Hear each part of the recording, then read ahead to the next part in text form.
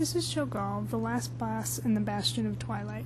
To attempt this, you need 2 tanks and at least 3 ranged DPS. You will need a healer for each tank and a raid healer, which was my role for this fight. The main tank and melee will be hitting the boss, while the off-tank and range will be dealing with the adherent adds that Cho'gall will call in. This encounter has a mechanic called a corruption bar. It's the funny-looking purple bar at the bottom of your screen. Whenever you're hit by one of his abilities, your corruption bar will fill and different things happen as it does. At 25%, you get accelerated corruption, which will rapidly increase your corruption. At 50%, you gain corruption sickness. This is a frontal cone AoE that does shadow damage to anyone within 5 yards and increases their corruption. At 75%, you get malformation. This grows a tentacle out of your back that shoots shadow bolts at other players, causing a lot of damage and increasing their corruption. So it's best to keep your corruption as low as possible.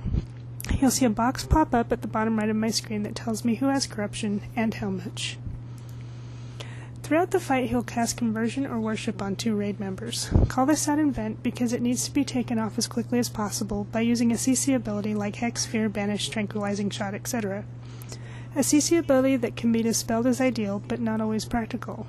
It's more important to get a CC ability on the target than worry about which one it is. However, don't hit your healers with something that lasts longer than a few seconds, because they will be unable to heal for that time. The worship itself cannot be dispelled, and if it's not taken off, it gives Cho'gall a damage buff that will stack. There are 2 abilities you need to watch out for to keep from getting corruption. These are Flaming Destruction, which are the fire circles you see on the ground, and Corrupting Crash, which is cast by the adherent. Corrupting Crash will target random raid members and send a missile at them. Step out of both of these to avoid damage and filling your corruption bar. A couple of other abilities you'll see are Empowered Shadows, which is a raid-wide AoE that must be healed through. Damage from it is minimal, but you still want to heal it. You will also see an occasional ghost-type ad that is spawned and pulled into the boss. Don't worry about them, you can't do anything about them anyway.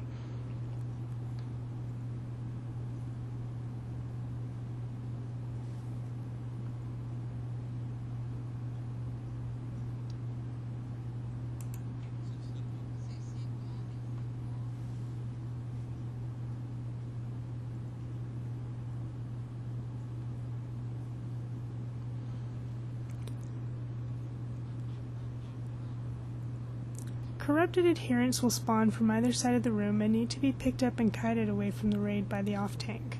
Our group chose to tank them in the back by the entrance stairs. You will deal with at least 3 of these throughout the fight. When adherents die, they will spawn a pool from which slimes appear. These slimes must be slowed and killed as quickly as possible, or they wreak havoc on your raid. You will need ranged DPS with slow abilities such as a Frost Mage or a Hunter. They will target random raid members and head towards them, so it's possible to kite them. But if you're hit by them, they will do a lot of damage and increase your corruption, so you don't want melee attacking these. Once adherents and slimes are down, the designated slime killers can go back to the boss until the next adherent comes up. And all of these abilities continue until you get him to 25% health. So stay out of stuff, CC converted raid members, kill ads and slimes, and you will make it to phase 2. This is a long fight, so sit back and watch for a minute to see how our raid handled all of these.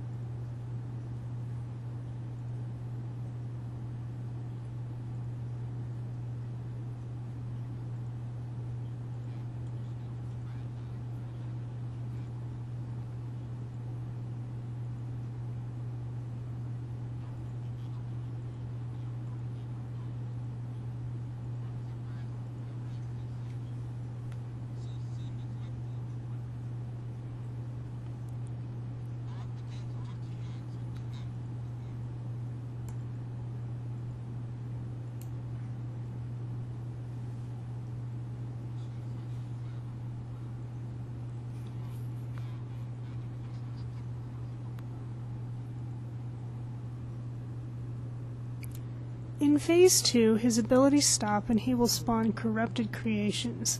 These are worm-like stalks that will shoot a bolt at raid members, causing damage and filling their corruption bar to 100%. Once you reach 100%, your damage increases significantly, and you cast spells instantly, but you can no longer be healed. So at this point, the fight becomes a DPS race. This is where you blow any cooldowns or potions. Ranged DPS want to kill these creations so that your raid stays alive long enough to kill Cho'gall.